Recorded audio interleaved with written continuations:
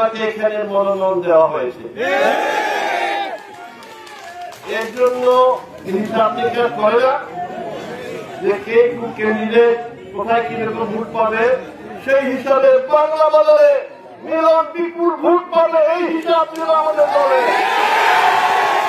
এর জন্য আপনাদের কাছে কৃতজ্ঞ, গভীরভাবে কৃতজ্ঞ। বাংলা বাজারে আমি নতুন না,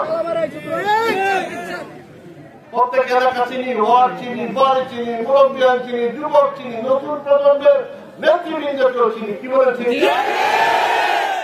আপনারা সত্যহীন ভাবে আমাকে ভালোবেসেছেন, সেই তুলনায় আমি কিছুই করতে পারি নাই। এখন ধানের শীষ আমাকে মনোনয়ন দিচ্ছে, এই জন্য এটা একটা বিরাট দায়িত্ব।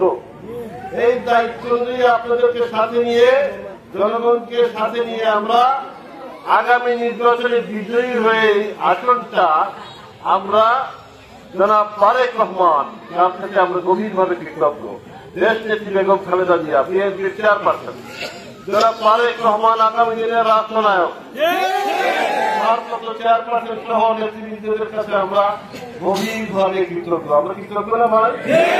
আমরা কৃতজ্ঞতা জানাই।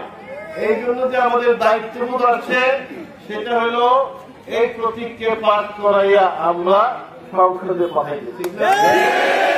ধানের শীষ প্রতীক সংসদে যাওয়া মানে আমরাও যাওয়া, আপনারাও যাওয়া।